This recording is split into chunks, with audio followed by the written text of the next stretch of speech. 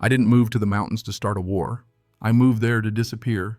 No neighbors knocking, no clients calling, no one asking me to explain myself. So when three figures showed up on my land at midnight with clipboards and entitlement, I realized something real fast.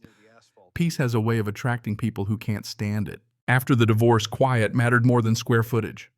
I found the place through a foreclosure auction, 3 stubborn acres just below the foothills. A single-story ranch house wind in the pines dirt that smelled like something honest. The irony wasn't lost on me. I'd spent half my career as a property lawyer cleaning up messes just like the one that landed this house in court. Now I was living in the aftermath and somehow it felt right. I set up a small home office in the old guest room, ran cameras around the perimeter, built a corten steel fence, solid, modern, unapologetic, and promised myself I'd live quietly.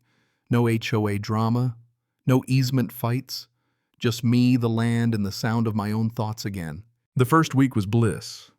A nod from the couple across the meadow, a wave from a guy driving past on the county road. Then little things started going missing. An orange cone, a camera feed flickering offline. I blamed raccoons. Colorado's full of them.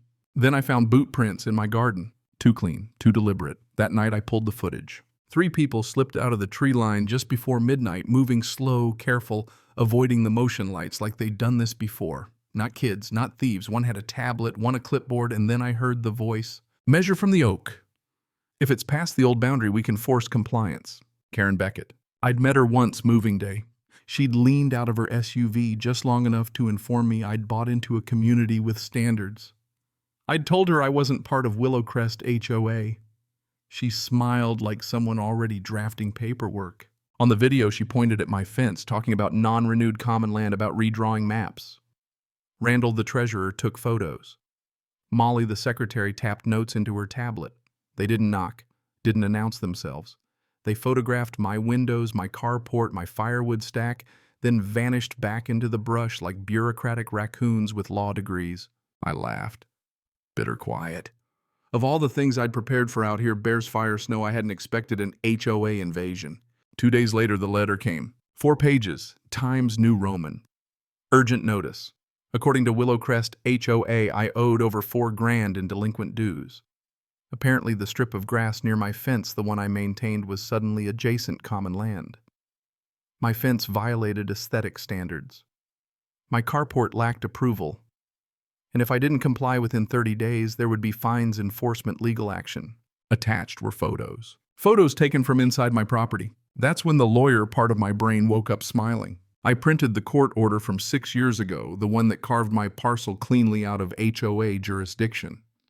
County zoning maps, judicial exclusion orders. Then I added something special, stills from my security cameras. Time-stamped, clear. Karen Randall and Molly trespassing at 2:30 a.m. I sent it all back with a letter that wasn't polite. I made it clear I wasn't and had never been an HOA member. That their entry onto my land was criminal trespass. That their fines amounted to fraudulent misrepresentation of authority, and that any further contact would go through legal counsel because I'd already looped in the sheriff. I hand-delivered the packet to their mailbox, raised my coffee mug to the Ring camera, and went home to watch the sunset. For the first time in days, I felt calm. That lasted about a week. The sheriff showed up. Next 2 deputies, relaxed posture, no lights. Karen had filed a report claiming I'd threatened her. I handed over the footage, the letters, the maps. One of the deputies squinted at the screen and said, "Did you represent the Grayson family up in Boulder Pines?" I nodded. "Yeah, thought so." They left 10 minutes later with copies and an apology. Karen watched from her driveway, arms crossed like a general watching troops retreat. That night I got an email from MG. "I didn't sign off on this. This has gone too far." Molly, a crack in the wall. What followed wasn't one big attack. It was death by paper cuts, zoning complaints, noise complaints. A report to the Department of Revenue claiming I was running an unlicensed business, each one plausible on its own.